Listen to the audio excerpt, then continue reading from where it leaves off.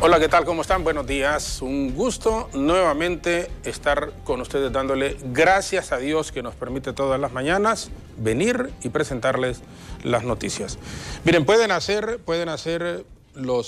cerrar filas, como dicen, contra las caravanas de migrantes como quieran hacerlas, pero mientras no le den oportunidad de trabajo a la gente, va a seguir yéndose intentando alcanzar ese sueño americano. Nunca antes como ahora en la historia de Estados Unidos los centros en donde de acopios llegan los migrantes latinoamericanos habían estado tan copados como ahora. Es más, ayer veíamos con tristeza que en la parte baja de un puente que divide una Ciudad de México con los Estados Unidos, ahí tienen retenido a miles y miles de migrantes. Pero esa es la situación que se está viviendo en la región.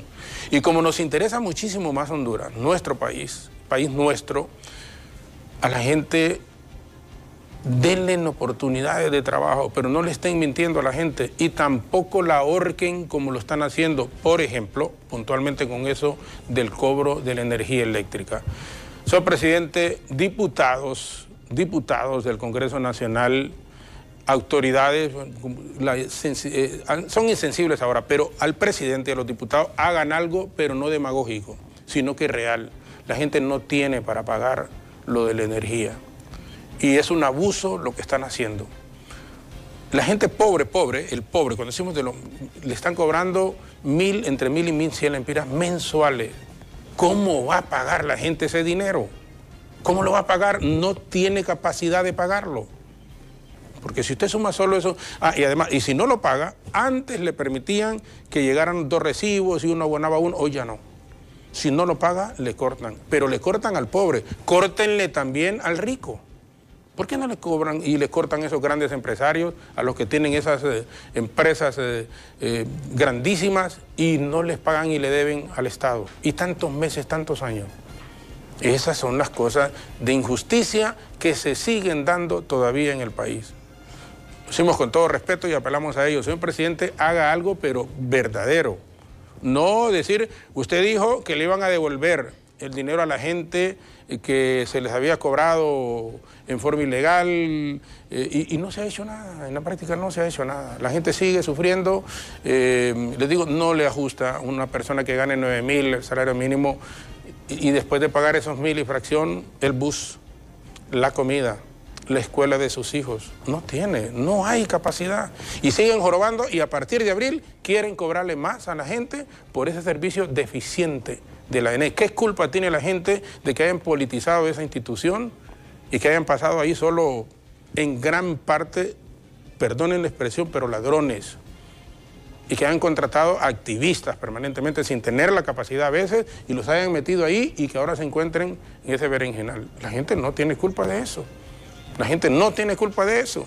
Así que, presidente, yo sé, si no mira él, no está viendo él o su esposa, les pasan ahí todas las mañanas informes de lo que se dice en los medios de comunicación y también nosotros debemos de ser consecuentes con lo que está ocurriendo en nuestro país. Por eso es que la gente se está yendo, porque la gente está, y por muy peligroso que sea irse, pues la gente dice, si me estoy muriendo, déjame aquí con mi familia. Y esa es la dura realidad que estamos enfrentando. Sinceramente se lo digo, sin el ánimo de querer desalentarlos. Venimos temprano por la mañana, quisiéramos venir, ¿cómo lo hacemos? Y en forma interna nos escuchan que cantamos, que nos reímos, que estamos así, pero también nuestro corazón no puede estar, nuestra mente tan despreocupada de lo que está sucediendo en Honduras. No le cobren más, busquen otro mecanismo, pero que no sea incrementarle el cobro de energía a la población. Busquen otra forma, recuperen esas deudas que tienen esos, entre comillas, grandes empresarios.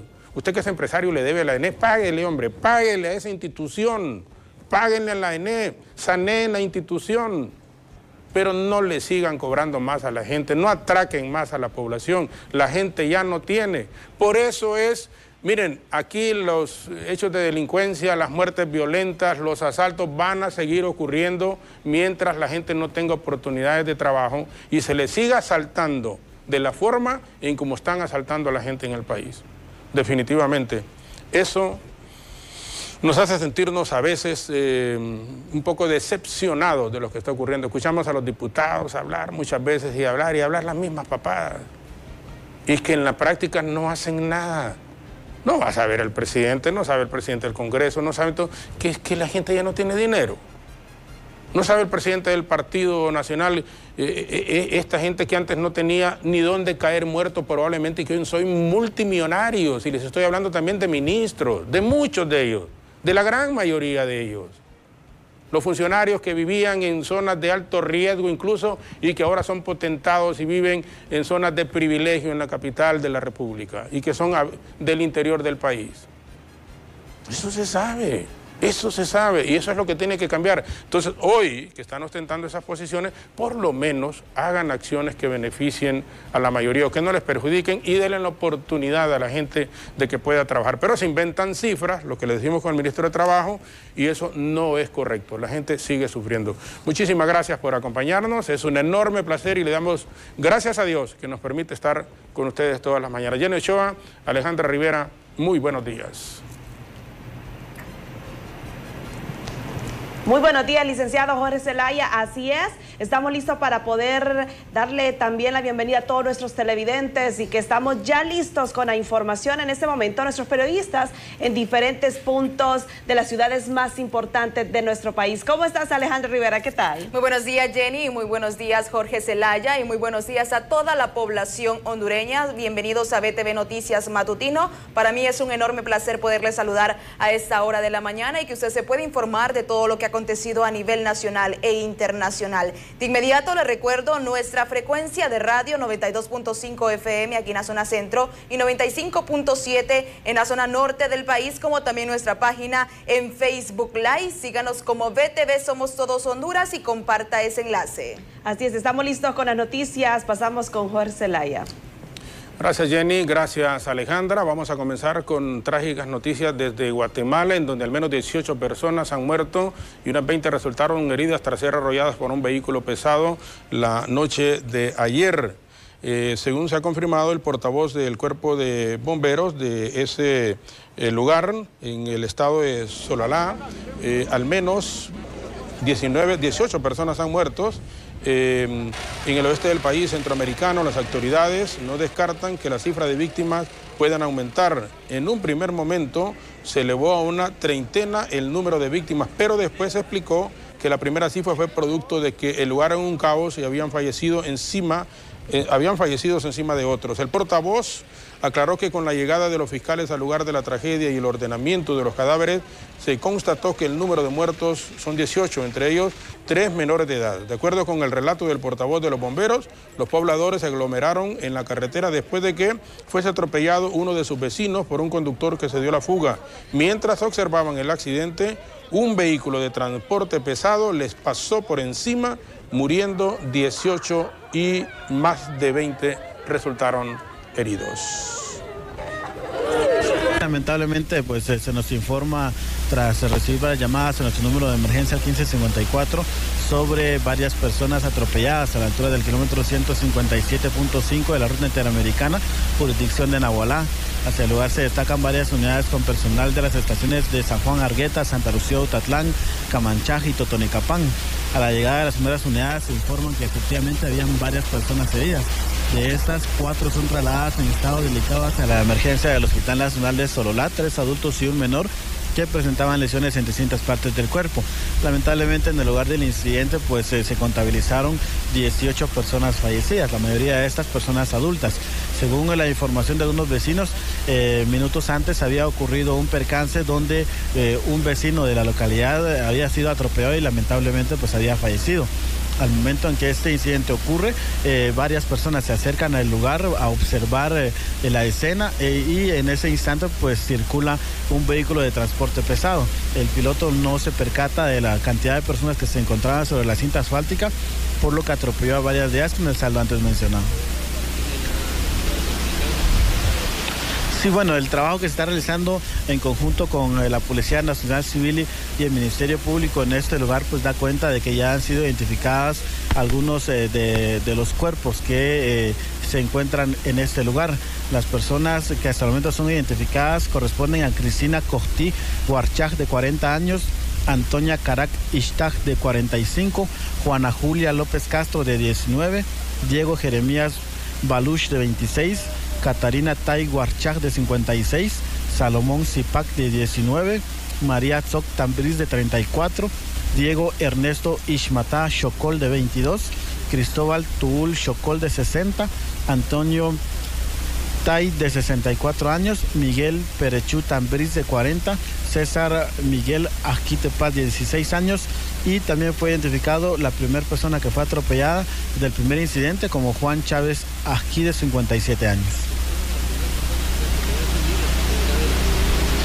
Sí, bueno, no se ha establecido debido a que la mayoría de personas en este lugar presentan crisis nerviosa. No se ha logrado establecer si efectivamente él era parte de algún tipo de las autoridades locales, ¿verdad? Únicamente se ha logrado establecer su identidad y que debido a este lamentable incidente pues se dio el segundo caso con el saldo que nosotros les estamos mencionando.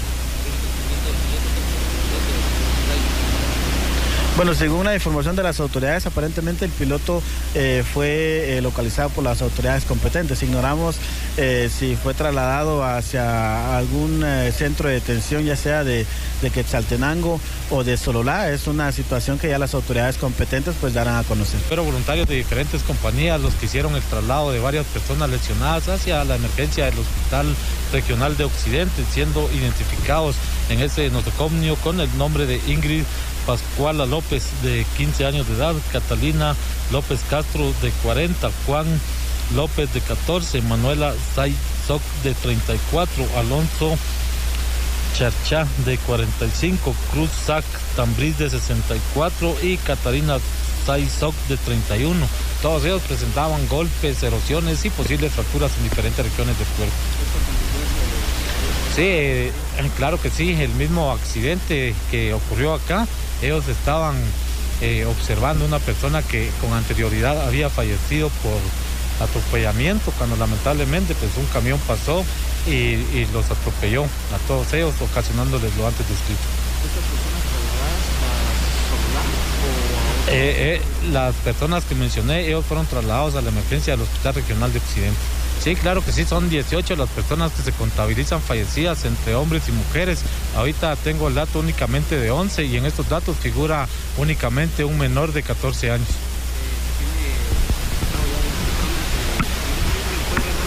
Sí, claro que sí.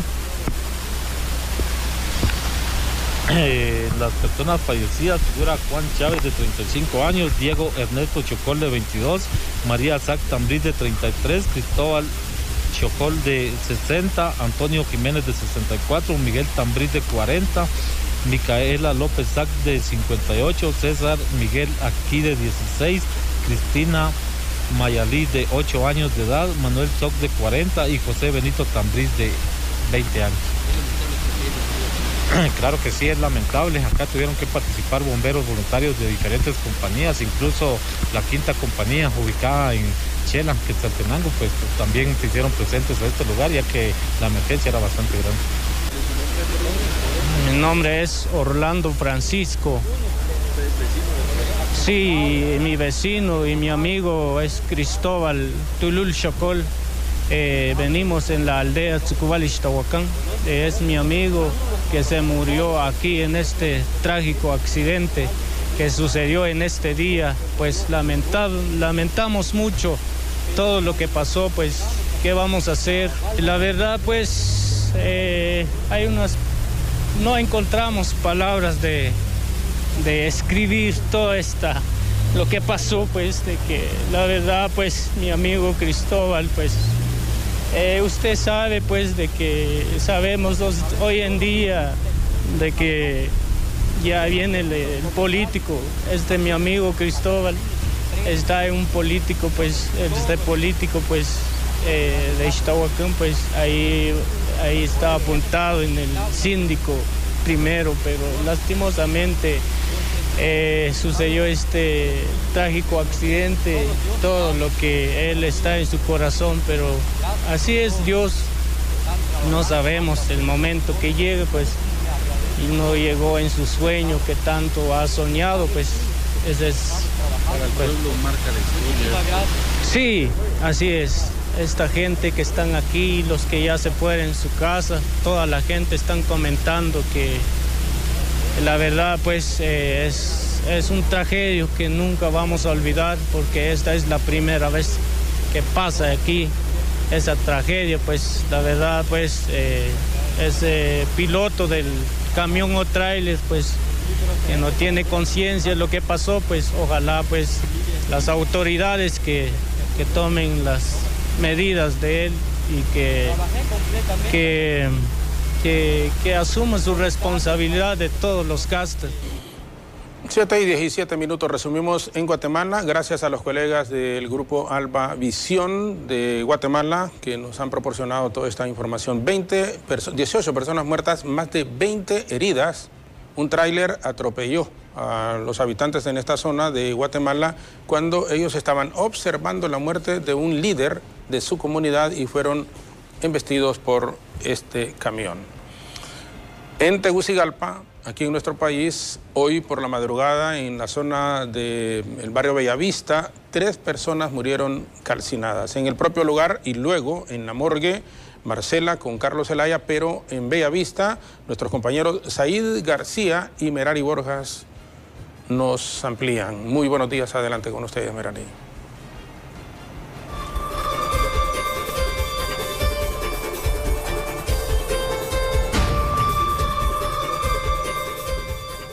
Vamos ahí. Muy buenos días, licenciado Zelaya, televidentes de VTV Noticias. Así es, a esta hora de la mañana, 7:18, informamos sobre esta tragedia que ocurrió en la colonia Bellavista, exactamente en la calle principal, un negocio, una vivienda y varios cuartos de alquiler pues fueron calcinados por completo, y lo peor que sucedió pues en horas de la madrugada fue que la señora Vilma María Andino, Ronnie Francisco Iscoa y Ernesto Rodríguez lamentablemente perdieron la vida al quedar atrapados en el voraz incendio que se suscitó, repito, en horas de la madrugada. Por acá aún se encuentran los vecinos del lugar consternados por lo que ha pasado y pues lamentando la pérdida de sus vecinos, ya que eran muy conocidos en el lugar. Muy buenos días, y nos cuenta un poco de lo sucedido. Buenos días. Pues no, todo esto fue una tragedia, empezó a la 1 de la mañana, cuando los vecinos, los demás vecinos, nosotros vivimos al par, donde pasó la tragedia. Y o sea, fue algo horrible, pues, o sea, nosotros tuvimos que salir disparados con los niños, pero nosotros salimos, pero ellos no pudieron salir. Doña Vilma, Ronnie y el señor don Ernesto quedaron atrapados. 2 personas salieron, Darío y Heidi. Ellos no pueden, pero las demás personas, no sé por qué no pudieron salir, porque, o sea, me imagino que fue el humo, los dejó, se ahogaron. Fue el humo, después murieron calcinados. Muy conocidos ellos aquí en la colonia Bellavista. Vecinos de toda la vida, todo el barrio de Bellavista siente la pérdida de ellos, porque don Ronnie tenía un negocio enfrente del Villar Bellavista, venta de carne, bien famoso. Y doña Vilma tenía su bar, un expendio. Y ahí, bueno, como le digo, perdimos a tres vecinos excelentes. Que Dios los tenga en su gloria. ¿Conocen qué fue lo que pudo provocar ese siniestro? Pues la verdad no, el cuerpo de bomberos ahorita está viendo a ver si puede ser más que todo un cortocircuito, porque eran bien delgados los alambres de ahí de la casa. Bueno, muchas gracias. Hemos escuchado pues el testimonio de uno de los vecinos de este lugar que pues no salen de su asombro y lamentan el fallecimiento de estas 3 personas que lamentablemente pues no pudieron salir a tiempo. Según también cuentan los demás vecinos acá, el señor Ronnie en primera instancia logró salir del lugar y en un intento por rescatar a sus vecinos que quedaban dentro de la cuartería regresó, y lamentablemente pues no pudo salvar la vida de sus vecinos y tampoco la de él. A esta hora de la mañana en la colonia Bellavista, pues esto es lo que podemos informar. De inmediato nos vamos hasta la morgue capitalina con mi compañera Marcela Herrera, que tiene más información sobre los cuerpos que fueron trasladados hacia ese lugar.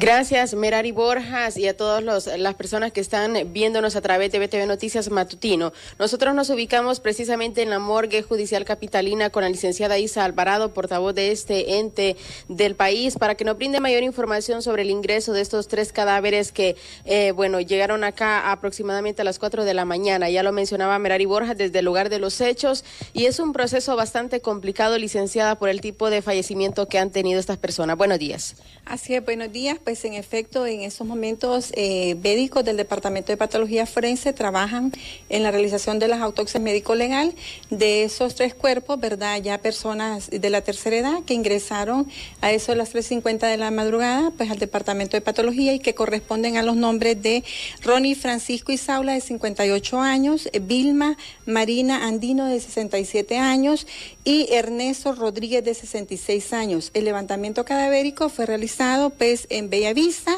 aquí en Comayagüela, y se está pues a la espera de los familiares, y en estos momentos solo se ha realizado una autopsia médico-legal. Licenciada, pues este proceso es bastante complicado, son personas que ingresaron pues calcinadas totalmente. ¿Qué tan difícil es identificar en estos casos o cómo realizan las investigaciones? Porque ellos vienen pues en un estado bastante lamentable. Sí, así es, pues en estos momentos solo está plenamente ya identificado el señor Ronnie Francisco Isaula, de 58 años. En el caso de doña Vilma y don Ernesto, se trabaja en la identificación. Recordemos que hay varios métodos científicos de identificación, uno de ellos pues es por medio de huellas, que en este caso quizás sea difícil la identificación, ¿verdad?, de ellos, porque ya viene en un estado pues prácticamente calcinado. Y pues otro método científico es por odontograma. Entonces en estos momentos ya están los odontólogos forenses trabajando en la identificación de ellos. Si bien es cierto, estamos dando esos 3 nombres, ¿verdad?, pero serán los médicos forenses que en unos momentos confirmarán si exactamente corresponden a los nombres que ya tenemos en los libros. El llamado, por supuesto, a los familiares de estas personas para que se aproximen acá a la morgue capitalina y realicen los trámites correspondientes. Así es, pues recordemos que para realizar los trámites de retirar un cuerpo hay unos requisitos, ¿verdad?, que tiene ya pues medicina forense, que se le da al familiar más cercano, ya sea al hermano, padre, hijo, ¿verdad? Es así que los familiares tienen que acercarse a las oficinas forenses para hacer los trámites correspondientes y entregar la papelería que solicite el muchacho de sección de doliente. Muchísimas gracias, la licenciada Isa Alvarado, desde el Centro de Medicina Legal y Ciencias Forenses, por esta información lamentable. 3 cadáveres han ingresado en horas de la madrugada totalmente calcinados de la colonia Bellavista, donde se registró pues un incendio a eso de la 1 de la mañana aproximadamente. Con este informe retorno a estudios principales. Buenos días. Buenos días, gracias Merari, gracias también a Marcela. Con este reporte resumimos: Vilma Andino, Ronnie Iscoa y Ernesto Rodríguez perdieron la vida calcinados después de un incendio hoy en horas de la madrugada, entre 1 y 1 minuto de la mañana. Luis Durón, con una reacción con el general don Carlos Cordero, que es comisionado del Comité Permanente de Contingencias COPECO, siempre dándole seguimiento. ¿Y qué pudo haber ocurrido en relación a este incendio en donde 3 compatriotas han perdido la vida también aquí en la capital de la República? Luis Durón, Isaac Alcerro, muy buenos días con ustedes.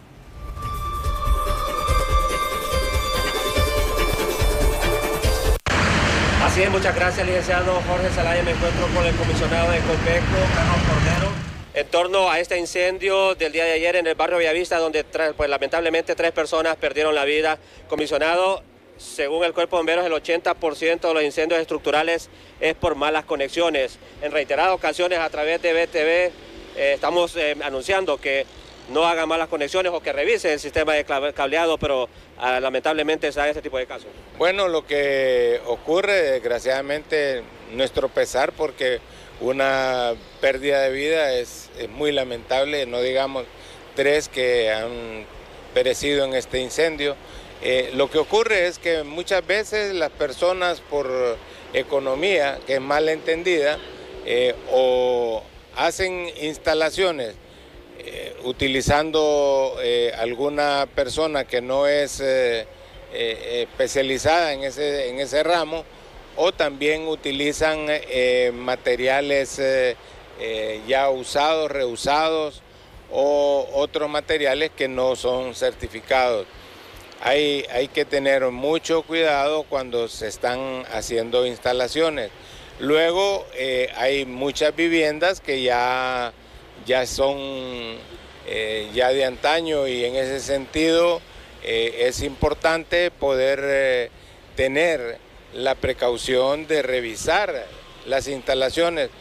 Cada día aparecen nuevos artefactos eléctricos, y lo que hacen muchas personas es simplemente agregar una extensión, y en esa extensión hay recalentamiento, luego viene un fuego y se incendian.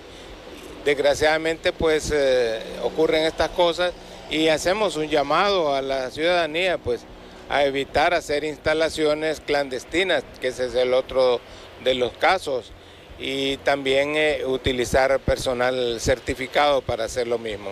Ahora, comisionado, esto pues lo que puede hacer es el llamado a la gente que compre los materiales adecuados, que busque personas que sepan de instalaciones eléctricas para evitar este tipo de cosas, porque una inversión más grande pues ayuda a que no se vayan a quemar todo lo que han obtenido durante todos los años y que tanto les ha costado. Así es, y en este caso pues que tengamos que lamentar la pérdida de vidas.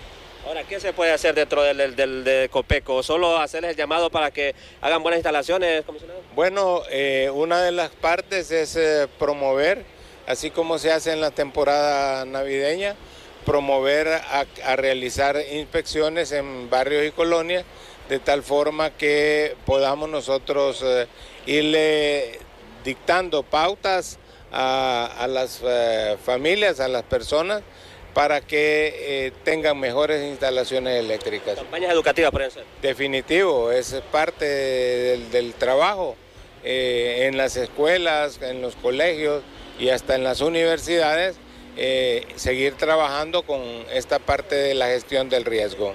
Gracias, comisionado Carlos Cordero. Ya han escuchado ustedes ante esta problemática de las malas instalaciones que hay en muchas viviendas del país, en torno pues que se usan bastantes materiales de mala calidad, y esto pues provoca lo que son cortocircuitos, y después vienen lamentablemente lo que son las llamas y la pérdida de materiales y también de personas, como el día de ayer en el barrio Bellavista. Con esto retorno nuevamente al estudio.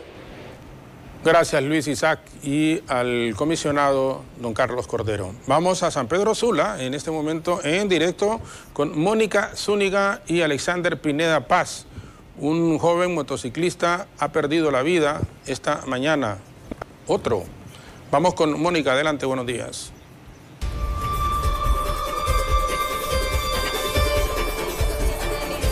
Celaya, en el Boulevard del Norte, que es San Pedro Sula, exactamente a la altura donde está un supermercado bastante conocido por la ciudadanía. Ya se pueden ubicar más o menos por esa referencia. Una persona que se conducía en motocicleta ha perdido la vida. Aparentemente, pues él perdió el control del vehículo en el que se conducía, provocándole pues la muerte producto de los golpes. Vamos a acercarnos un poco aquí, tal vez a las autoridades conocen el nombre del joven, la familia le ha proporcionado el nombre. Se llama Oscar Antonio Suárez. Así a simple vista, preliminarmente, ¿qué pasó aquí con el joven? Pues, por lo que veo, creo que no se percató y no, la verdad no. Tendríamos que ver las cámaras o algo por el estilo, porque... Todavía no hay un informe. Sí, no hay un informe denominado, como le digo, y entonces tendríamos que observar las cámaras. ¿Qué fue lo que sucedió? Muchas gracias. Un oficial de la Policía de Tránsito que está en este momento pues recabando información para poder esclarecer qué fue lo que pasó en este caso, donde esa persona sí sabemos que se conducía en motocicleta y perdió la vida. Sus familiares están aquí en un costado y ellos pues están bastante consternados. Respetamos el dolor de ellos y por lo tanto no vamos a intentar platicar porque están bastante afectados. Ellos en estos momentos pues lamentan la pérdida de su familiar, y lo que sí le podemos decir a la ciudadanía es que por este sector del Boulevard del Norte tenga un poco de paciencia y precaución si este es su vía para conducirse a su centro de estudio o trabajo, porque esto ha ocasionado un tráfico vehicular bastante pesado a esta hora. Así que le pedimos que por favor tome las vías alternas. Usted puede irse por el lado de atrás del supermercado o incluso puede tomar otras rutas donde le sea más fácil el acceso. Además está lloviendo y sabemos de que cuando llueve se congestionan bastante algunas vías y esta pues es una que hasta esta hora se permanece bastante congestionada. Hasta la altura más o menos del Seguro Social hay una fila en ambos carriles. Sabemos que la persona que perdió la vida pues está del carril izquierdo. Si usted viene desde el centro de San Pedro Sula hacia el Boulevard del Norte, sin embargo los del otro lado, sabemos por los curiosos, se detienen un poco a ver qué es lo que pasa y también congestionan el tráfico del otro lado de la trocha. Así que mucho cuidado, mucha precaución, tome vías alternas. Y bueno, este es lamentable lo que ha pasado aquí en el Boulevard del Norte, donde este joven aparentemente perdió el control de su motocicleta y fue el golpe sobre el pavimento que le causó la muerte. Con estas imágenes regreso con ustedes. Mónica, bueno, y muchísimas gracias. Roger Trejo, que es un habitante ahí de San Pedro Sula, nos dice que este joven, Oscar, aparentemente esquivó a una dama que se pasó porque ahí no hay puentes a desnivel. Iba a cruzar, él intentó puente peatonal, iba a cruzarse, se cruzó prácticamente, incluso parece que ella también salió lesionada, y él fue a impactar a una de las zonas de cemento que está ahí a un costado. Iba probablemente a exceso de velocidad por la forma en cómo salió y perdió la vida en forma instantánea. Aquí es donde deben de tener muchísimo cuidado, muchísimo cuidado. Siempre se les dice a estos elementos a la gente que se anda conduciendo en motocicleta. Parece que el intentar esquivar a una persona a una joven que se cruzó la calle, provocó este accidente.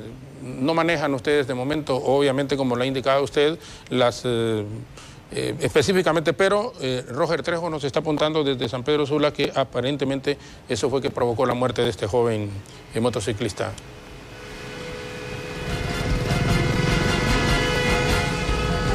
Sí, hasta el momento pues algo muy preliminar lo que se maneja. Todavía las autoridades de tránsito están a la espera de poder verificar los videos de las cámaras para poder constatar realmente qué fue lo que pasó. Todo este sector hay cámaras, este bulevar pues es bastante concurrido, aquí hay mucho comercio, así que ellos están a la espera de poder verificar los videos y así constatar qué realmente fue lo que sucedió con la muerte de esta persona. Perfecto, gracias Mónica, gracias Alexander. Pineda Paz en San Pedro Sula, una persona conduciendo su motocicleta que muere también. Ayer había ocurrido ahí mismo en San Pedro Sula. Imagínense ustedes, un motociclista con una bicicleta, con otro que conducía bicicleta, chocaron. O sea, acá en Tegucigalpa es increíble la cantidad de accidentes que se dan por la forma en cómo la gente que conduce su moto se le mete a uno. No sé, pero la gente anda como loca definitivamente. No digamos los taxistas y los que manejan esos rapiditos. Uno en la calle realmente le pide a Dios que no tenga un accidente, pero ¿cómo anda esta gente? Definitivamente. Vamos a la pausa, quédese con nosotros, regresamos en un instante. Ya está nuestro invitado, el doctor Edgardo Rodríguez, con quien vamos a conversar, analista de nuestro país, sobre la situación que se vive y tantos aspectos importantes que son necesarios. Tendremos también a Jenny Alejandra con las portadas de los diarios, Mejor Ruta, y tendremos más contacto con nuestros compañeros en las móviles y además estaremos reactivando nuestra comunicación con Guatemala para conocer más detalles de este accidente que ocurrió ayer por la noche, en donde 18 personas perdieron la vida, les hemos informado temprano, y más de 20 personas están en este momento con estado delicado de salud. Vamos a la pausa, quédese con nosotros, regresamos en un instante. La realidad nacional nos preocupa enormemente lo que está sucediendo en el país, y le escuchaba en sus intervenciones también en su programa nocturno en relación a aspectos relacionados con lo que puede ser la descentralización de servicios en momentos que son cruciales para el país. Hay instituciones tanto a nivel gubernamental como a nivel de municipalidades de las 298 en el país. ¿Cómo podría hacerse? ¿Qué experiencias se tienen? Y son aspectos en un conocedor en todas estas materias que era importante invitarlo para que nos hablara de ello. Primero, doctor, gracias por acompañarnos y bienvenido al programa. Muy buenos días, estimado amigo Jorge Zelaya, y buenos días al inmenso público de este tan gustado noticiero. Para mí es un gusto estar con usted, en efecto, para conversar sobre algunas políticas públicas, políticas de Estado. Cuando uno escucha las denuncias, las quejas de la ciudadanía por que no hay maestros en las escuelas, o que las escuelas están deterioradas, que se están cayendo, que no hay material didáctico, o cuando escuchamos que no hay medicinas, que no hay médicos, que no hay equipo, que están en mal estado los centros o los hospitales o centros de salud regionales. Y cuando uno ve el deterioro del bosque a través de la quema, a través de la tala ilegal, a través del gorgojo, entonces uno se pregunta, ¿a dónde iremos a parar? ¿Por qué esto es tan reiterativo? Esto es de décadas, ya es una cosa que salud, educación y el problema forestal, agrícola, está estancado. Entonces esto obliga, Jorge y amigos televidentes, pueblo hondureño, esto obliga a repensar el desarrollo de nuestro país. Así que sobre eso vamos a conversar. Correcto. Bueno, mire, la centralización a nivel del gobierno, usted apuntaba aspectos, por ejemplo, de lo de la salud, que es muy importante. Todos los hospitales en todo el país lo sigue manejando el gobierno a través del Ministerio de Salud, pero de Tegucigalpa. En las escuelas, si aquí en Tegucigalpa se presentan problemas que los mismos, bueno, no hay maestros en tal zona, está deteriorado el techo, si es en Tegucigalpa, en donde está el propio ministro, que no ocurre en el interior. Ya, en Ocotepeque, por ejemplo. En Ocotepeque, en Copán, en Gracias a Dios, en todos esos departamentos, como dicen, más escondidos del país. El deterioro del bosque, la quema. Aquí en Tegucigalpa está el Instituto de Conservación Forestal. ¿Cómo va a controlar lo que ocurre en la Mosquitilla, las quemas permanentemente? ¿Bajo qué circunstancias? El gorgojo descortezador, igual, aquí en Tegucigalpa usted puede tenerlo ahí en el bosque que está alrededor. Bueno, y no controlan ni lo de la tigra, muchísimo menos para que puedan controlar lo que está allá. Pero ¿cómo hacer, o sea, para que el gobierno no siga centralizando y teniendo todo así amarrado, doctor? En efecto, como usted lo señala, Jorge y amigos televidentes, pueblo hondureño, hay estrategias de gobierno, estrategias de país. Una de ellas es la centralización de los servicios que presta el gobierno. Y nosotros en Honduras tenemos un esquema centralizado de gobierno. Fíjense ustedes que desde acá, desde Tegucigalpa, se compra, digamos, el alcohol o las pastillas para el dolor de cabeza que se distribuyen en Ocotepeque, por ejemplo, en Nuevo Ocotepeque. Imagínense ustedes el costo que tiene trasladar este tipo de cosas. O el nombramiento de una aseadora en una escuela en Islas de la Bahía, por ejemplo. Los meses, los años que toma esto. Entonces, ese esquema centralizado de gobierno ya no resulta, ya no está dando resultado. Con lo cual no quiere decir que desaparezcan las secretarías de Estado, son necesarias, pero necesitamos, Honduras, a gritos, de manera urgente, requiere descentralizar algunos de los servicios fundamentales, como por ejemplo, salud, educación y manejo forestal. No podemos continuar con un esquema en donde la burocracia, la lentitud esté, digamos, minando la demanda de la ciudadanía por salud, educación y el tema forestal. Hay muchas experiencias en el mundo en donde nos señalan que entre más acerquemos a la población los servicios en cuanto a su responsabilidad, en cuanto a su administración, es mucho más eficiente, con la supervisión, lógicamente, de la Secretaría de Estado. Entonces, cuando uno analiza la problemática de algunos de los servicios del país, se da cuenta, Jorge, que no funciona, el actual esquema centralizado no funciona. Y hay que pasar a un esquema de descentralización. Y cuando hablamos de descentralización, no hablamos solamente de tirarle la carga a los alcaldes, no, estamos hablando de descentralizar responsabilidades, pero también descentralizar recursos. Pero, por ejemplo, ¿cómo se podría hacer una descentralización en estos aspectos que son importantes y que lo han manejado? Educación, salud y en lo del control del bosque. Por ejemplo, en la descentralización de salud, hay aquí experiencias, por ejemplo, de manejo de hospitales, como el Hospital del Sur, que es manejado por una fundación. El Hospital Escuela en su momento, hasta hace poco. Sí, pero eso fue un fracaso. No, pero fue manejado por la universidad. Por la universidad, a eso me refiero. Sí. Fue manejado por la universidad. Claro, pero volviendo al ejemplo del sur. Que fue en Acabome, creo. Sí, ese hospital es manejado por una fundación. Eso no quiere decir que lo hacen al libre albedrío, sin dar informes, no. Eso quiere decir que administrativamente, funcionalmente, operativamente, el día a día lo manejan ellos, obviamente traspasándole recursos. Lo mismo, creo que en Cortés también hay algunas experiencias, algunos hospitales en donde se le ha entregado a nivel local el manejo. Lo mismo puede suceder en educación, ¿verdad? El manejo operativo, ¿verdad? El nombramiento, la compra de equipo, insumos, etcétera, a nivel regional o a nivel local. Porque también hay ciertos servicios que puede ser un manejo regional y otros a nivel local. Y en el caso del bosque, ¿qué es lo que está pasando en Honduras con los incendios desde hace décadas?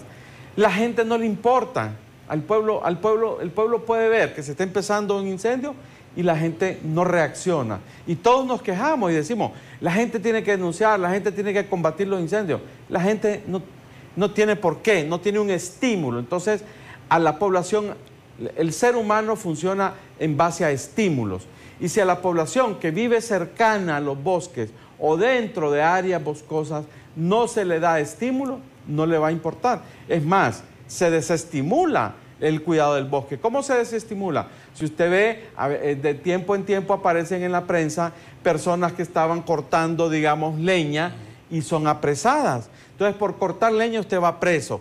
¿Qué estímulo va a tener una persona si la meten presa por cortar un poco de leña para su subsistencia, para su necesidad diaria? Entonces, a las personas hay que darles estímulos para que cuiden, protejan y reforesten el bosque. Como estamos actualmente, ICF no se da abasto, ¿verdad? ICF, el Instituto Forestal, o antes la CODEFOR, no se daban abasto. ¿Cómo van a controlar? Como decía usted, no pueden controlar un incendio ahí en el Atío, que está aquí nomás, no digamos un incendio allá en La Empira, por ejemplo, en Merendón, en el norte, etc. Entonces, con un esquema de aprovechamiento, manejo del bosque a nivel local y comunitario, experiencias que ya tenemos, estas son cosas que en muchos países como Chile, Finlandia, que son referentes en el manejo forestal, digamos, ha dado mucho éxito. En Canadá también, en donde se le da participación a la comunidad y se le da participación al municipio en las tareas de conservación y aprovechamiento y defensa del bosque. Honduras tiene un problema grave, no de ahora, desde hace por lo menos 30 años atrás se ha venido agravando por el crecimiento de la población, por la presión de la agroindustria y otro tipo de negocios, que la ganadería extensiva, la agricultura que se va extendiendo. Entonces hay una gran presión por la destrucción del bosque. En ese sentido, pues, debemos cambiar el esquema centralizado. Y yo he dicho, Jorge, la mejor prueba del fracaso de la centralización es la destrucción y depredación del bosque que tenemos actualmente. Es decir, es evidente que hemos fracasado con el esquema centralizado que hemos tenido hasta ahora. Por lo tanto, necesitamos pasar a un esquema donde haya una autoridad nacional y donde se le den competencias y recursos a los municipios y a las comunidades. Y fíjese que yo me voy más largo, Jorge. Usted acababa de decir el problema vial. Todos vivimos esta gran anarquía que vive Honduras. ¿Por qué? Porque también el servicio vial, la Policía Nacional de Tránsito, opera en Tegucigalpa, otro servicio centralizado. En Estados Unidos y en muchos países, el control del tráfico lo hacen las autoridades locales, las municipalidades, las ciudades. Entonces tenemos en Miami, por ejemplo, la Autoridad de Tránsito de Miami. Entonces, ¿qué es lo que pasa? En Honduras todo quiere manejarse desde Tegucigalpa. Las instituciones no se dan abasto y los recursos del Estado cada vez son más limitados. Por lo tanto, se necesita cambiar la mentalidad de los políticos, de los administradores del gobierno, para empezar a cambiar de estrategias de políticas públicas, del manejo de algunos de los servicios fundamentales. Y el tema de tránsito es fundamental. Ya la alcaldía de Tegucigalpa ha sacado a algunas personas vestidas de amarillo, pero no tienen ninguna autoridad, no tienen ninguna autoridad, nadie les hace caso muchas veces. Entonces, pero si usted le traslada esa responsabilidad con recursos a las municipalidades, estoy seguro que la situación del manejo vial cambiaría. Lo mismo en el tema forestal, en educación y en salud. Como Estados Unidos es el referente que siempre tenemos nosotros, en los diferentes estados las leyes son distintas. En el mismo Estados Unidos, la aplicación de justicia en un estado puede ser cadena perpetua para alguien. O con el tema migratorio, por ejemplo. El tema migratorio, es correcto. Hay algunas ciudades son súper tolerantes y otras son hostiles. Okay, pero ahí el Ejecutivo no tiene injerencia en esas decisiones. Es el gobernador, es la corporación, la autoridad local. Entonces, eso puede ser también como un referente también acá para nosotros, porque aquí la aplicación, que es de carácter general, pero no debería de ser una misma aplicación en Francisco Morazán, como lo mismo en Cortés, lo mismo en Lloro, que son realidades completamente diferentes. Completamente diferentes. Sí. El caso de Tegucigalpa, San Pedro Sula, por ejemplo, hay mucho más recursos, mucho más instituciones, pero hay otros, bueno, la gran mayoría, digamos, de regiones y departamentos del país tienen graves problemas de presencia institucional. Bueno, aquí, digamos, en los departamentos más alejados del centro, llamémoslo así, la presencia institucional es esporádica. Es esporádica. Ahí ver un funcionario, por ejemplo, no sé, de salud, un viceministro, un director de salud allá en los departamentos más alejados, es una rareza. Pero además no es solamente de ver a las personas, es tener recursos, tener la autoridad para manejar ciertos temas, ¿verdad? Entonces, repetimos, salud, educación, manejo forestal, y yo le agrego incluso el asunto vial, que es una cosa grave, gravísima. Es la segunda causa de muerte. Los accidentes, las muertes por accidentes de tránsito es la segunda causa de muerte ya en Honduras. Entonces necesitamos repensar el manejo de las políticas públicas. Necesitamos pasar a otros esquemas, porque los esquemas centralistas han fracasado. Han fracasado. Y con el tema forestal, que tiene que ver con el medio ambiente, todo el pueblo hondureño sabe la gravedad de esto. Estamos perdiendo el agua, estamos perdiendo la naturaleza, estamos perdiendo el aire, estamos perdiendo incluso la producción de alimentos, la migración de las personas. Mucha gente es obligada a emigrar de su localidad porque ya no hay agua, porque ya los bosques se secaron, porque hay un proceso de desertización, por ejemplo, en ciertas zonas del sur del país. No podemos continuar en esto, tenemos que tomar grandes decisiones como Estado. Ahora, esta participación de la sociedad como tal tendría que ser a través de las alcaldías, a través de sociedad civil, a través de patronatos. ¿Cómo verdaderamente tendría que hacerse en su concepto todo esto, doctor? La descentralización es un esquema diverso en donde yo decía, por ejemplo, siempre existe una autoridad central que vigila y supervisa en el nivel nacional. En el nivel local, el alcalde es una autoridad. Mire, sin que yo diga esto... Pero las alcaldías manejan muy poco presupuesto. Sí, manejan poco presupuesto. Por eso digo yo, hay que descentralizar responsabilidades y descentralizar recursos también. Entonces, el alcalde es una figura central. Quieras o no, el alcalde está pendiente de la escuela, ahí lo van a molestar por los del centro de salud, si tienen una necesidad de reparar una ambulancia, recurren al alcalde, y en el tema forestal también, ahí andan los alcaldes viendo el tema del gorgojo, viendo el tema de los incendios. Entonces el alcalde es la figura, pero además no podemos solamente dejarle la carga al alcalde. Ahí es donde hay que involucrar a las comunidades, a través de comités, a través de patronatos, a través de juntas de manejo forestal. Hay que involucrar a las comunidades, las que viven cerca o dentro de las zonas, digamos, de bosque, lo que queda de bosque en nuestro país. Entonces, es una alianza, comunidades, alcaldía y autoridad nacional.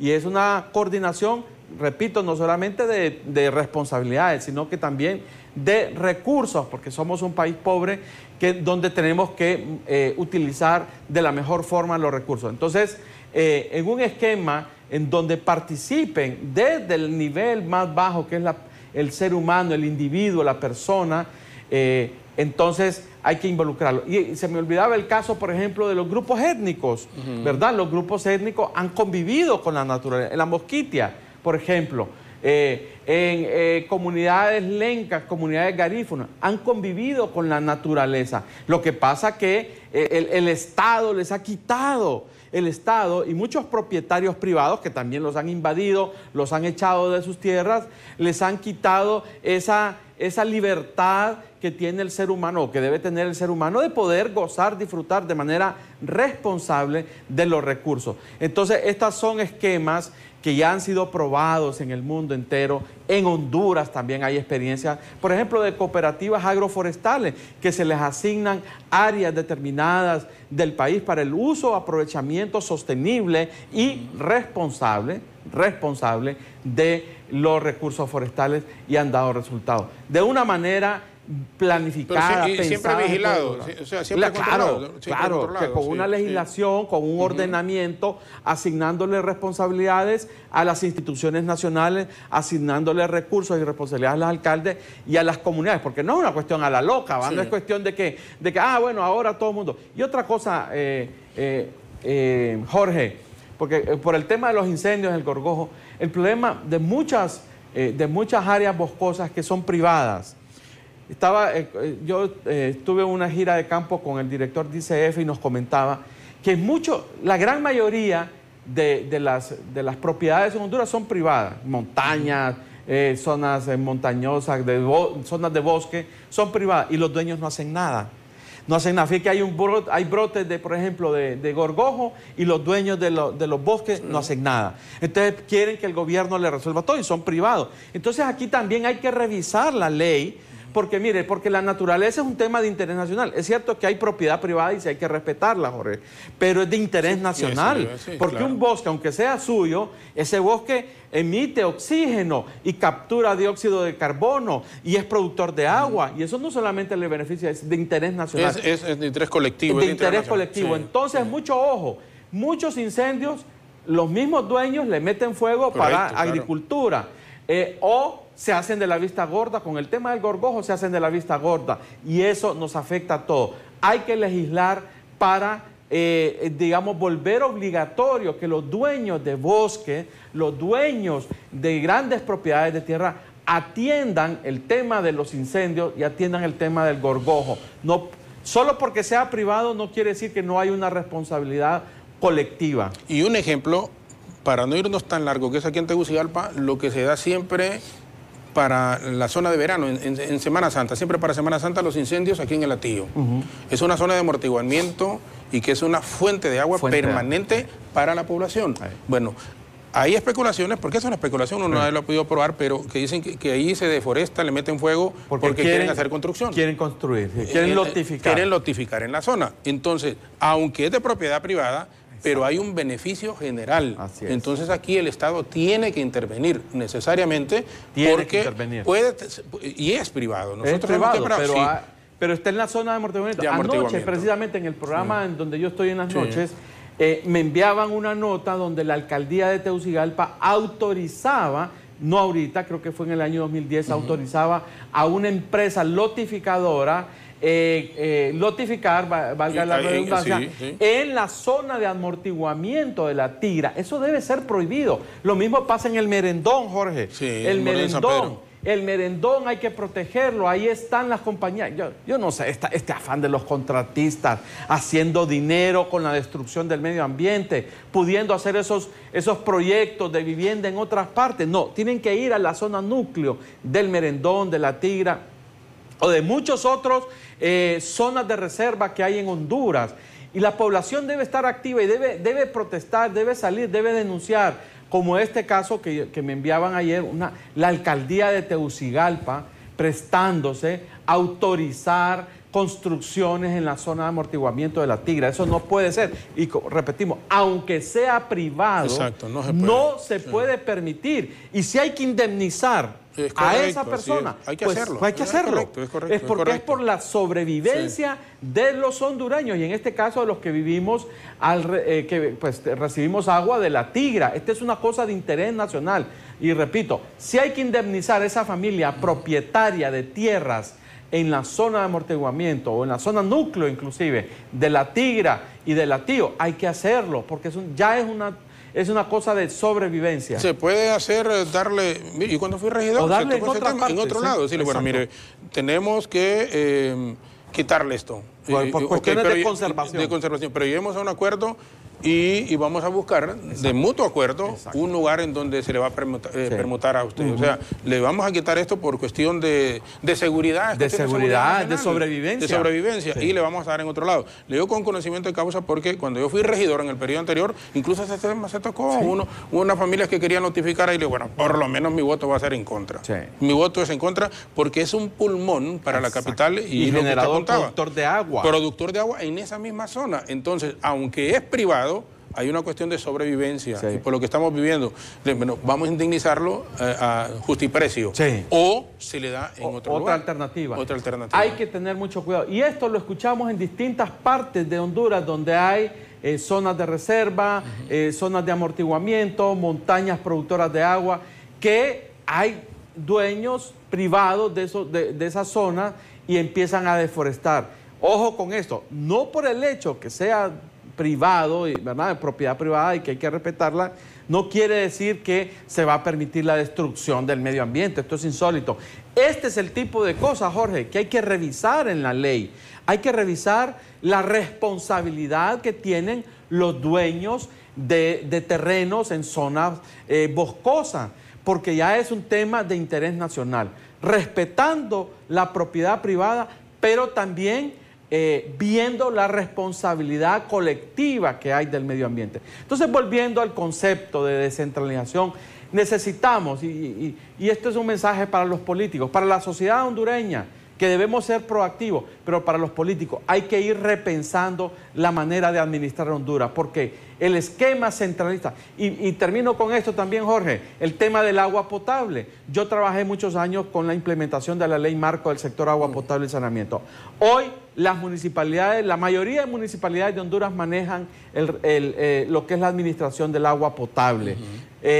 Y ese es un esquema de descentralización y ha ido funcionando. A unas municipalidades les ha costado más, etcétera, y a otras menos. Pero ese es un esquema que está vigente y que prueba que descentralizando responsabilidades y recursos se puede manejar mejor. Antes el SANA, por ejemplo, se arruinaba una tubería en Santa Rosa de Copay. Imagínate, había que comprar el tubo en Tegucigalpa. Tardaba un año, a veces 2 años, Jorge, en una compra para un repuesto que era fundamental en Santa Rosa de Copay. Se arruinaba un carro y hasta ahí nomás llegaba. El carro. Y entonces estos esquemas centralistas obedecían a otro tiempo, cuando Honduras era más pequeñita, que desde aquí, desde Tegucigalpa, se podía manejar todo. Hoy ya es mucho más complejo el país. Hay que ir hacia un esquema de descentralización. Salud, educación, manejo forestal, y yo le agrego el tema de tránsito, que se ha vuelto un tema grave en Honduras. Porque un asunto es Tegucigalpa, San Pedro Sula, en ese respecto a lo último de tránsito, y otros son las ciudades muchísimas pequeñas. En una ciudad pequeña no hay problema. Sí, no hay problema. Sí. Pero las ciudades grandes y tránsito. Mire, ¿qué es lo que dicen? La policía, no tenemos elementos, y tienen razón. ¿Cómo va a cubrir la policía de tránsito las necesidades en tantas ciudades grandes o medianas? Es imposible. Entonces ahí tiene que entrar las alcaldías, pero dándole recursos. Por ejemplo, en el cobro de la en el cobro de la matrícula se le puede dar un lempira a la alcaldía para que lo dedique al tema. Entonces, hay muchos esquemas, hay esquemas que se pueden utilizar, pero hay que cambiar el enfoque centralista del Estado en ciertos servicios, en ciertas áreas. No estoy hablando de todo, en ciertas áreas estratégicas, fundamentales. Salud, educación, manejo forestal, debemos darle otro enfoque, porque ha fracasado lo que tenemos actualmente. Ahora, ¿aquí corresponde al gobierno como tal tomar una iniciativa o debe haber presión de la misma sociedad civil? Yo creo que debe haber presión desde la sociedad civil, desde la base de la sociedad, debe haber presión, porque los políticos tardan mucho en reaccionar. El político por naturaleza es muy lento en el cambio de esquema. Y esto representa un cambio revolucionario, vamos a decirlo, en la administración del Estado. Pasar a descentralizar funciones, servicios, no es fácil para el político, porque se le quita, hasta cierto punto se le quita poder, se le quita influencia.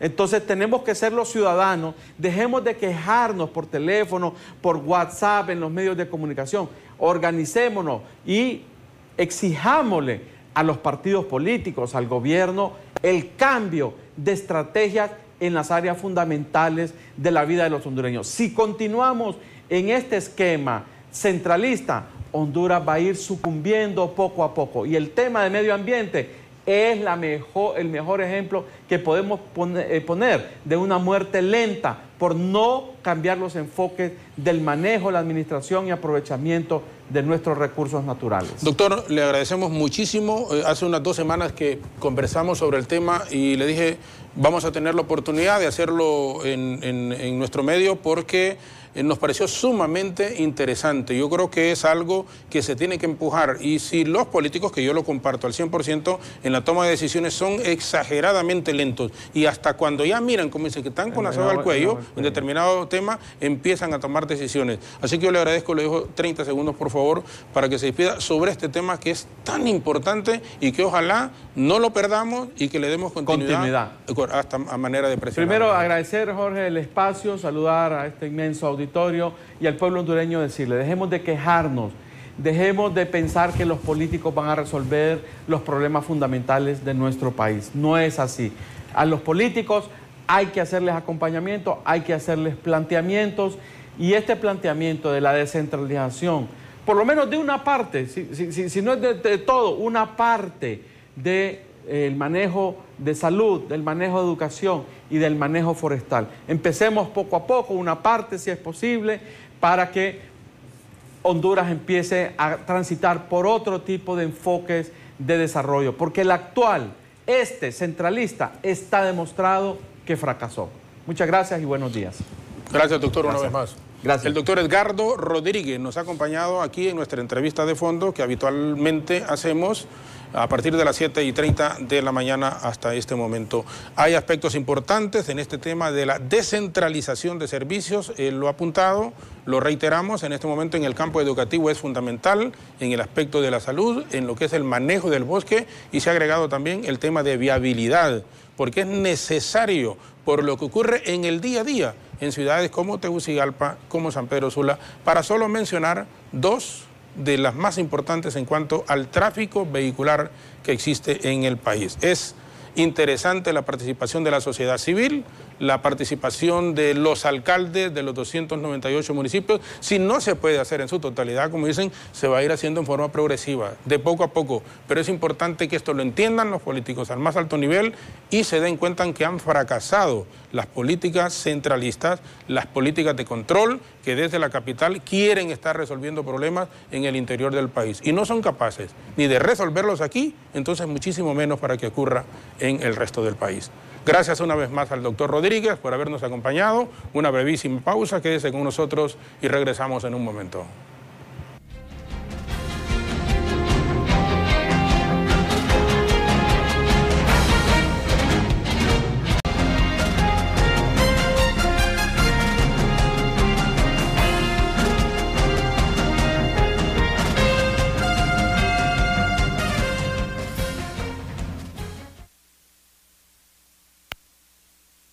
Noticias Matutino. Como usted puede observar en este momento, mire cómo está el congestionamiento de vehículos exactamente en el anillo periférico. Si usted viene de Ciudad Mateo bajando el Arturo Quesada a unirse en este momento por esta ruta, encontrará congestionamiento de vehículos en el anillo periférico de los 23 kilómetros por hora, 19 kilómetros por hora para todos los que van a salir del Luarque o de la salida al sur. Encontrarán tráfico vial en toda esa zona del anillo periférico hasta llegar al lato de en medio. Mire cómo cómo está el congestionamiento vial. Ahora bien, si usted se dirige en este momento por el Aeropuerto Internacional Toncontín, también encontrará congestionamiento de vehículos en estos momentos de los 10 kilómetros por hora, de los 11 kilómetros por hora. Así están los cambios de velocidad en toda esa ruta de la Comunidad Económica Europea, de ese bulevar, enfrente exactamente del Aeropuerto Internacional Toncontín. Si usted viene de la calle Los Alcaldes, encontrará tráfico de los 10 a los 4 kilómetros por hora. ¿Qué nos están diciendo en este momento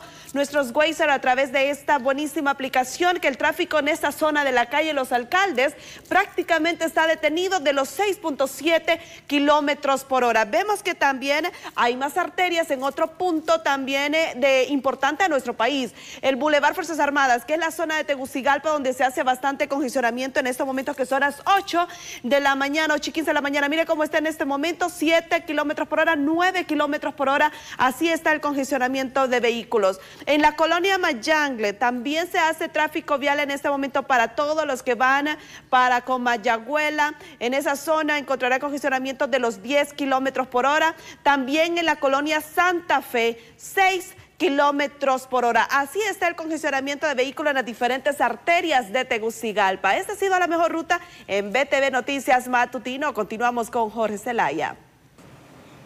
Gracias, Jenny Ochoa. Mejor ruta en este momento, que es tráfico pesado en la capital de la República. Gracias, Jenny. Hacemos una actualización en este momento desde Guatemala con Samuel Orozco, del grupo Albavisión, de nuestros colegas en Guatemala, sobre 18 personas que murieron, más de 20 heridas en un accidente de tránsito ocurrido ayer en horas de la noche. Samuel Orozco desde Guatemala. Adelante, muy buenos días.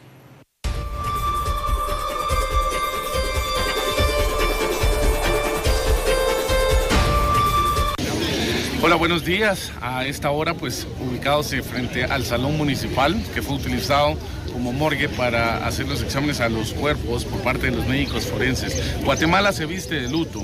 ¿Por qué? Por este accidente trágico que ha dejado 18 personas fallecidas y 18 personas heridas, cuando ellos estaban en otra escena en la cinta asfáltica, la carretera principal, en el kilómetro 158.4 aproximadamente, de jurisdicción de Nahualá. La situación que se ha generado, pues, ha dejado a familias enlutadas, ha dejado dolor, tristeza, llanto en el pueblo de Nahualá, y por eso, pues, se ha solidarizado todo el país con este pueblo, porque si hablamos de incluso niños, hablamos de la esposa de un pastor, una persona que iba para candidato a un puesto electoral. Estamos hablando en estas elecciones, candidato a un puesto público, pero pues la población está consternada ante lo ocurrido. El piloto de este camión que ha ocasionado este accidente ya fue capturado. Sin embargo, son varios los procedimientos que se tienen que hacer. Termino con esto. A esta hora ya se han entregado todos los cuerpos aquí a las familias presentes. Para la red de noticias Albavisión, soy Samuel Orozco desde Guatemala. Bien, gracias, Samuel. Bueno, está en la alcaldía prácticamente, pero en Sololá se ha presentado este accidente, 18 personas muertas y más de 20 heridas. Tenemos el clima. Alejandra Rivera, bueno, tenemos algún problema en este instante. Vamos a ofrecerles lo que sucedió ayer en horas de la noche en el Congreso Nacional.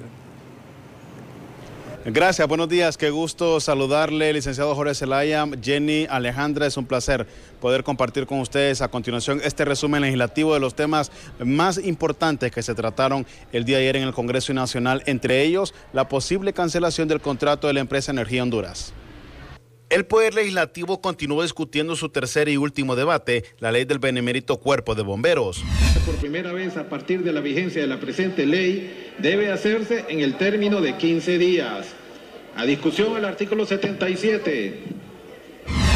Pero la discusión de los últimos artículos de la ley de bomberos se suspendió después de discutir el artículo 78 para continuar la próxima semana los pasos finales de su aprobación. Sin embargo, la polémica a lo interno del hemiciclo legislativo se dio cuando la Comisión de Energía anunciara que se estaría presentando la próxima semana el dictamen que podría dar fin a la estadía de la empresa Energía Honduras en el país. En en ese sentido, el día de hoy hemos recibido ya en el seno de la Comisión de Energía un proyecto de ley dirigido a revisar el cumplimiento de contrato por parte de la empresa de energía Honduras. Con esto, diputado, me está diciendo, perdón que lo interrumpa, es que se estaría cancelando el contrato de energía Honduras en el país. No podemos llegar todavía a ese alcance. De lo que estamos hablando es que hoy se recibió el proyecto, corresponde a la Comisión de Energía realizar el dictamen.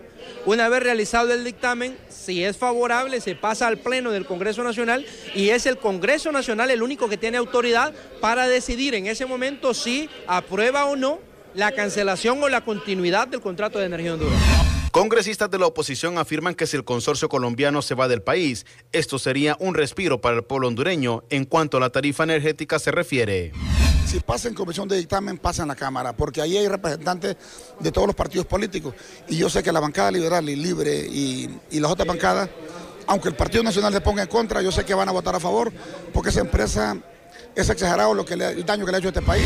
Pero mientras a lo interno del Congreso Nacional la sesión se realizaba con normalidad, a las afueras de este poder del Estado, un grupo de padres de familia y empleados del Infop protestaban por la actual crisis del centro de enseñanza. Manifestándonos en contra de la privatización del Infop, en contra de los despidos masivos que se están anunciando, más de 600 trabajadores despedidos, y en contra de que los servicios que da el Infop pasen a la empresa privada, con un compromiso de la Comisión de Educación del Congreso que dirige el diputado Darío Vanegas, que va a recibir una comisión el próximo martes a las 5 de la tarde acá en el Congreso para profundizar sobre la problemática del Congreso y plantear acá al Pleno del Congreso Nacional.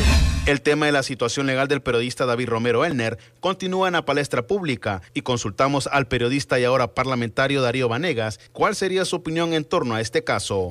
Creo que los delitos en contra del honor no deben ser castigados de esa manera, deben pasar al área civil y debe de castigarse de otra forma, porque cuando se trata de delitos cometidos por comunicadores, se lesiona no solo al comunicador, sino se lesiona al pueblo que ustedes representan. La prensa es un espejo plano, es un espejo de la sociedad y por lo tanto se debe preservar el respeto irrestricto a la libertad de prensa, porque me parece que esa es una de las piedras fundamentales de una democracia creíble y funcional. Estos fueron los temas de vital importancia la noche ayer en el Congreso Nacional. Hoy los parlamentarios están convocados para sesionar a las 10 de la mañana. Nosotros, con este informe y con imágenes de mi compañero Brian Ramírez, retornamos con ustedes a estudio. Buenos días. Buenos días, gracias, Sefer. Son las 8 de la mañana con 21 minutos. Una brevísima pausa. Quédese con nosotros. Volvemos en un momento.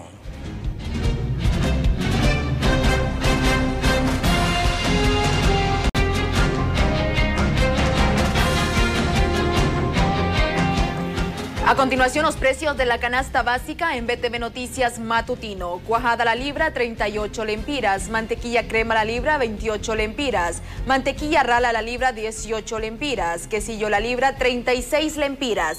Queso con chile la libra, 40 lempiras. Queso semiseco la libra, 52 lempiras. Queso fresco la libra, 36 lempiras. Requesón la libra, 22 lempiras.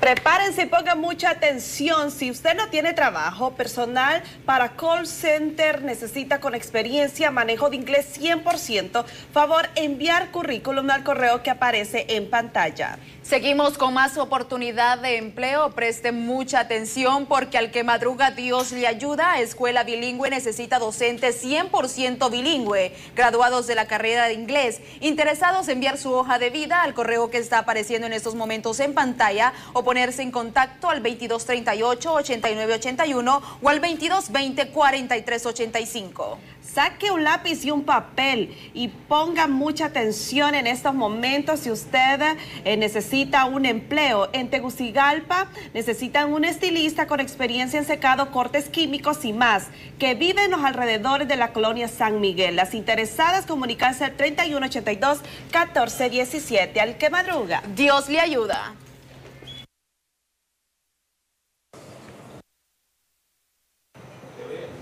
Gracias, Jenny y Alejandra. Retomamos en este momento el contacto con nuestros compañeros en unidades móviles Marcela Herrera, Said García. Están con el periodista David Romero Elner. Hoy a las 11 de la mañana, entendemos, su esposa, La también periodista Lidiet de Romero va a presentar una documentación al representante de la misión de apoyo contra la corrupción y la impunidad en el país. Marcela y el colega David Romero, muy buenos días, adelante. Muy buenos días nuevamente, compañeros en estudios principales. Tal como lo menciona el licenciado Jorge, estamos ubicados pues aquí en el edificio Villatoro y agradecemos una vez más al periodista David Romero por atendernos esta mañana con este caso pues que ya venimos transmitiéndolo desde varios días atrás. Don David, hoy pues una fecha crucial, hoy presentan importantes documentos ante la Maxi en las próximas horas. Es correcto, a las 11 de la mañana se va a hacer presente a la MASI la comunicadora social, la periodista Lidiet Díaz Valladares. Hará entrega oficialmente a la MASI. Quiero agradecer públicamente a la gente de la MASI que han accedido a aceptar la documentación. Nos pidieron que lo formalizáramos la denuncia. Eso hemos trabajado anoche, trabajamos tarde en eso para poder articular muy bien todo esto. Se va a hacer una entrega de documento por documento, bien detallado de qué se trata, de qué es lo que nosotros creemos que hubo allí. Hubo lavado de dinero, un crecimiento desproporcional de dinero de Juan Orlando Hernández y su entorno familiar. Me refiero a Tony Hernández, privado de libertad de Nueva York por narcotráfico, su esposa Ana García Hernández, que de la noche a la mañana, o sea, en un término de 30 días, le otorgaron 5 préstamos millonarios en un banco, sin capacidad de pago, pero se los otorgaron, hipotecas sobrevaloradas, propiedades que fueron compradas, adquiridas, el origen de Inversiones del Río, de Inversiones San Martín, de cómo se fue desarrollando todo este holding, todos esos documentos, y un recibo de la empresa Iremar, que era de los Cachiros, donde le aportó 5.5 millones de lempiras a la campaña de Juan Orlando Hernández. También los hemos llegar el recibo para que vean que sí, la campaña para la presidencia de Juan Orlando Hernández en el 2013 estuvo contaminada con dinero del narcotráfico. Aportamos ese documento, como aportamos otro documento donde se especifica José Zelaya, del Seguro Social, es el representante del Partido Nacional en el Seguro Social y convoca a los empresarios para pedir dinero para financiar la campaña de Juan Orlando Hernández. O sea, es una serie de documentos que se van a ser entregados, entre ellos también el de Rigoberto Cuellar y su esposa, ¿verdad?, donde están acusados de cohecho, ¿verdad?, pero que el Ministerio Público maliciosamente ha retenido el requerimiento fiscal. Don David, ¿qué esperan ustedes de parte de la Maxi una vez más entregados estos documentos? Mira, la MASI tiene un debe ser, una razón el por qué está aquí. La razón de la MASI es acompañar al Ministerio Público en el combate, en la lucha contra la corrupción. Se creó un circuito de tribunales, tienen toda la logística. Entonces, el combate a la corrupción, es cierto que la MASI ha dado pasos muy grandes que se le deben de respetar, pero nos hemos quedado muchas veces con lo que llamamos las sardinas. Ahora le entregamos a la MASI documentos que lo pueden llevar perfectamente bien a la matriz, a la raíz, al más grande de los corruptos. En este caso, el presidente Juan Orlando Hernández, su esposa y su entorno familiar. Entonces la MASI está obligada a actuar, a investigar, y a la vez nos va a permitir a nosotros que la MASI verifique si la documentación que le estamos dando es falsa o es verdadera, porque Valdía dijo que eran documentos falsos. Entonces nosotros sometemos al veredicto de la MASI para que diga la MASI si son falsos o son verdaderos. Nosotros sabemos que son verdaderos, damos las matrices, damos números de cuenta de las empresas, ¿verdad?, donde fueron a caer los fondos. Movimientos de capital increíble, ¿verdad?, a la hija de don Juan Orlando Hernández, don Ivón, la señorita Ivón, que es una niña, pero sin embargo con una capacidad para recibir préstamos increíbles, ¿verdad? Todo eso lo documentamos. Muchísimas gracias a don David Romero por atendernos esta mañana. A las 11 precisamente pues van a entregar pruebas contundentes ante la misión de apoyo contra la corrupción y la impunidad, que esto podría marcar un antes y un después en todo este caso del periodista David Romero Elner. Con este informe nosotros retornamos a estudios principales. Buenos días. Gracias, Marcela. Gracias también al colega David Romero Elner. a las 11 de la mañana, entonces están invitados, por supuesto, van a presentar esta documentación. La colega Lidiet, su esposa, por supuesto, y un grupo de personas que les apoyan en esto, a la misión de apoyo contra la corrupción y la impunidad. Están aquí en nuestros estudios las licenciadas Sandra Thompson, Emily Dávila.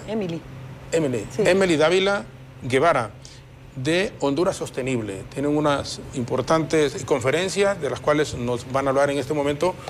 ¿Qué tal están? Muchas gracias por venir acá a nuestros estudios, de veras, les agradecemos infinitamente.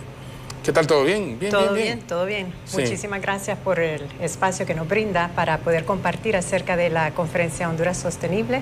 Esta será nuestra 20ª edición y por lo tanto estamos celebrando en grande este recorrido de 2 décadas aquí en el país para poder hablar de la temática de empoderamiento, gobernabilidad y desarrollo. Sí, pero va a haber ustedes le llaman pre-conferencia. Es que la verdad es que este año es así como que queremos tirar la casa por la ventana, ¿verdad? Es nuestra 20 conferencia. Estamos muy contentos porque ya 19 conferencias con mucho éxito. Pero esta 20 conferencias queremos hacer la parte más del país, más de que participamos más hondureños.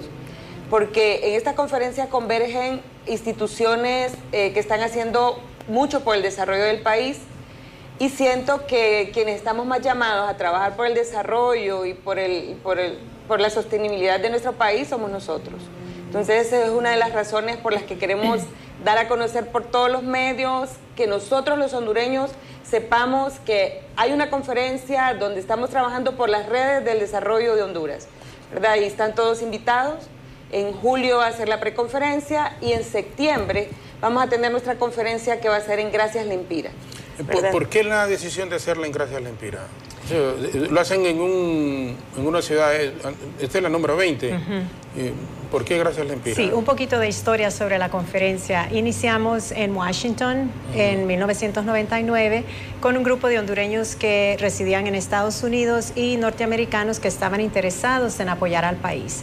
Entonces, la conferencia se desarrolla en Washington por 3 años y nos damos cuenta que para hablar de Honduras y de del desarrollo sostenible de Honduras necesitábamos en realidad estar en el país y hablar con la gente que vive, que respira, que trabaja para el desarrollo del mismo. Entonces nos trasladamos a Honduras y nos quedamos en Copán Ruinas por 12 años.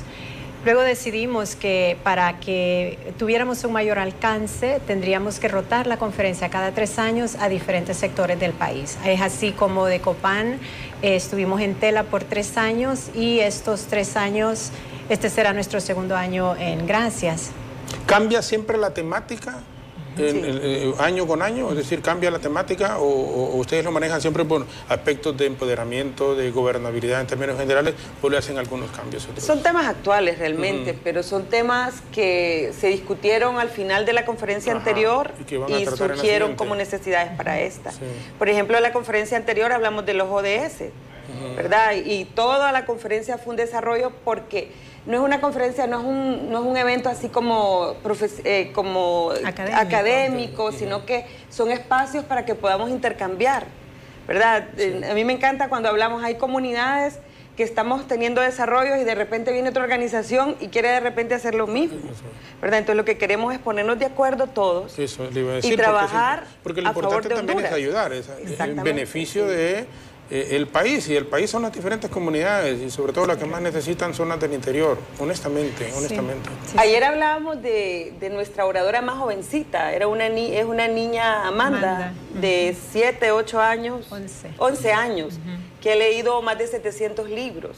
Ella vive en una comunidad de Lempira, ¿verdad? Y o sea, eso hay que resaltarlo. Claro, o sea, tenemos que trabajar en esos niños, en esos jóvenes, ¿verdad? Porque sí creo que Honduras tiene que desarrollarse ya, pues. O sea, tenemos un país muy rico y mucha gente trabajando a favor de nuestro país. Uno siempre se pregunta a veces, ¿qué les invita, qué les incentiva? Pues miren, no es fácil, honestamente, estar trabajando a veces, uno dice, estando dentro de la comodidad, en la ciudad, viviendo, ahí, ir al interior del país, eso debería ser una responsabilidad de Estado, de gobierno como tal, pero a mí me sorprende y me agrada cuando encuentro gente que se va a veces a aldeas, a lugares recónditos y se destaca y se saca a gente que tiene una lucidez, que brillan muchísimo. Siempre ocurre eso.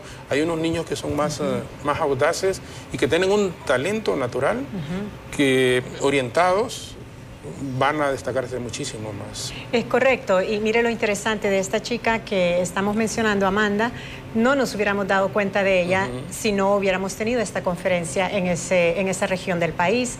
Surge porque Plan Internacional, que es una de las ONGs que ha participado en la conferencia, nos menciona que tienen este programa de bibliotecas en las comunidades rurales de la zona y que dentro de ellas hay una chica que ha leído muchísimos libros y que les gustaría que contara la historia. Increíble, tienen el poder de expandir y de cambiar vidas de este programa es enorme.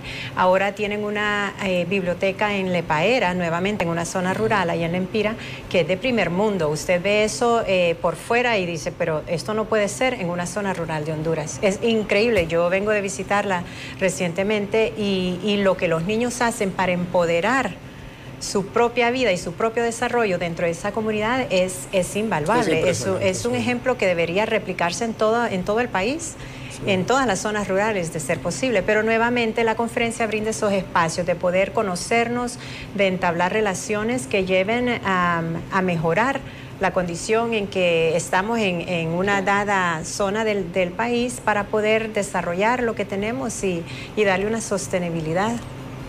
Bueno, cuando nos hablaba antier, Mayra, ya teníamos un compromiso con el doctor Rodríguez y por eso le digo, con muchísimo gusto, pero vamos a ampliar, falta un par de meses para que se haga prácticamente la conferencia, así que vamos a tener oportunidad, Emily y licenciada Sandra, también para conversar más ampliamente con ¿Perdón?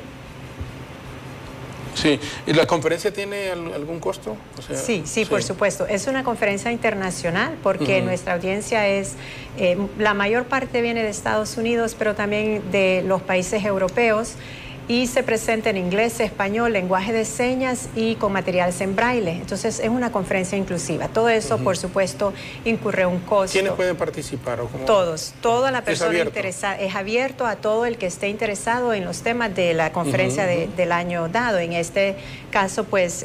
gobernabilidad, desarrollo... Empoderamiento, gobernabilidad y desarrollo. ¿Cuánto es el costo? Estamos este año a $250 que incluye la preconferencia que vamos a tener en Tegucigalpa el 12 de julio. Con oradores internacionales de mucho renombre. No estamos todavía autorizados a mencionar quiénes son, pero créanme que no van a querer que se los cuenten, van a querer estar allí. Y ese precio incluye también la conferencia en Gracias del 25 al 27 de septiembre. Bueno, les agradecemos una vez más. Sus palabras finales también, por favor. No, creo que aparte del tema que se va a desarrollar en la conferencia, vamos a tener un derroche de comunicación con las nuevas tendencias. Los estudiantes, las personas que están por egresar de las universidades, creo que esa es una buena oportunidad para darse a conocer y para conocer que hay muchas organizaciones trabajando a favor de Honduras, ¿verdad? Están invitados, no se lo pierdan, va a ser una experiencia que nunca van a olvidar.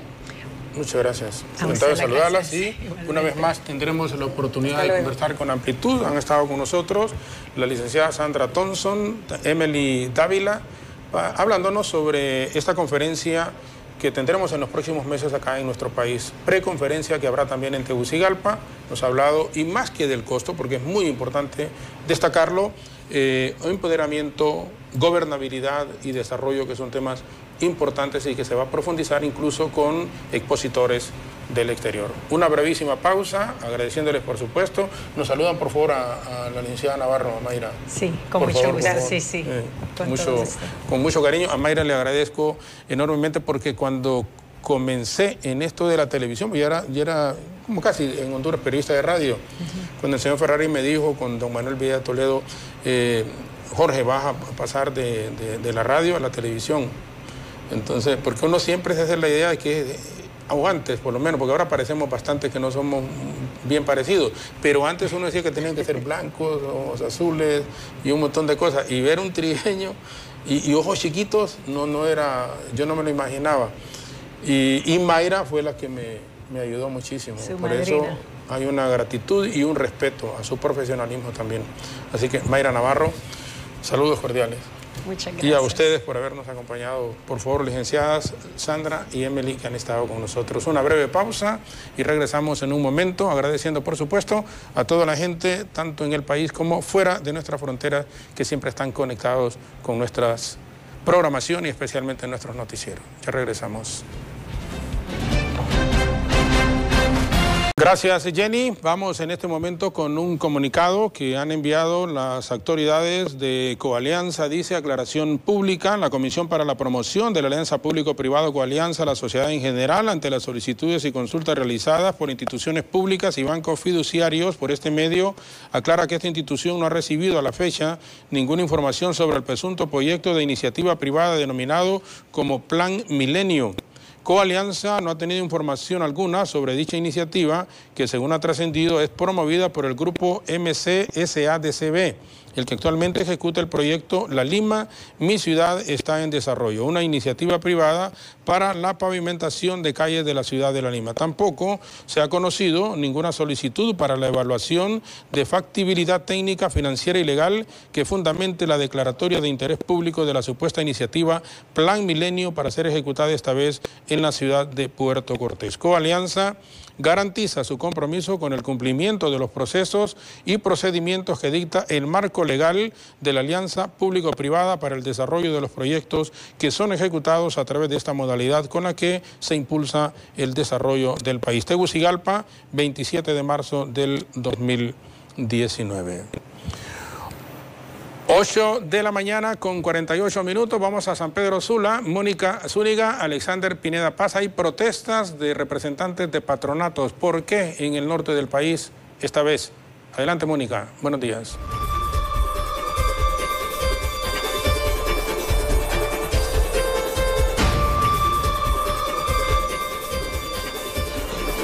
Nuevamente buenos días. La Confederación Nacional de Federaciones y Patronatos de Honduras en este momento pues está haciendo un pronunciamiento y están en alerta a nivel nacional. En este momento me acompaña Marco Baday, quien es el presidente de esta institución, para que nos platique un poco cuál es el motivo de esta alerta que tienen ustedes y este pronunciamiento a qué se debe. Bueno, nosotros, buenos días, claro, hemos estado muy preocupados y declaramos desde este momento la alerta a nivel nacional debido a algunos políticos que sin escrúpulos y avaricia ilimitada que pretenden devastar el pulmón de San Pedro Sula como lo es la Cordillera del Merendón a través de un decreto de protección que se dio en aquel momento 4690, pero ellos vinieron y lo reformaron en una forma picaresca para que le pasaran todos esos bienes a la municipalidad, que a través de un llamado comisionado de tierra que han nombrado,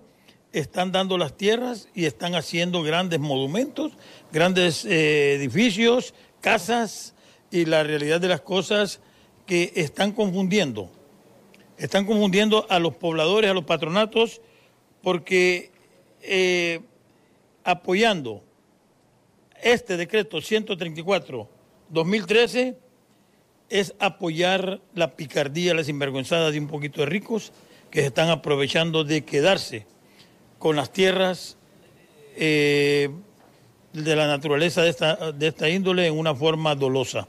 Nosotros estamos aclarando aquí que a los pobladores no se les va a tocar ni una tan sola pedacito de tierra. Los decretos de expropiación y que se dieron títulos de expropiación se les van a respetar, porque vamos a luchar hasta las últimas consecuencias para que ese decreto 2013 especial a las comunidades no se les trastoque la tierra a más de 50,000 familias. No permitiremos que unos medios de comunicación televisados y redes sociales engañen con falsas informaciones. No es cierto que al derogar el decreto 334-2013 serán anuladas las expropiaciones. No es cierto, esto es mentira. más al contrario, ellos quieren que se les apoyen para expropiarse de esas zonas tan ricas. Quiero aprovechar para hacerle un llamamiento a todos los diputados, a los 120 diputados del Congreso Nacional de Honduras, para que paren de una vez por toda la politiquería, que se dediquen a legislar para el pueblo.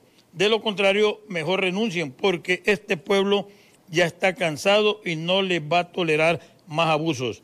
Palabras que se las comprobaremos en las calles y en las elecciones venideras. Muchísimas gracias, Marco Antonio Baday, quien nos ha hablado acerca de este pronunciamiento que están haciendo ellos por esta alerta que tienen a nivel nacional respecto a la tierra. Con esto regreso con ustedes. Gracias, Mónica. Alexander en San Pedro Sula, son las 8:51, una actualización de noticias. En este momento la exportación de unos 30 millones de cajas de bananos dejará en divisas al país, alrededor de 500 millones de dólares. Estamos hablando de unos 12.300 millones de lempiras. Héctor Castro, presidente de la Asociación de Bananeros Independientes, tras confirmar lo anterior, dijo que el negocio de ese rubro tiene un comportamiento halagador.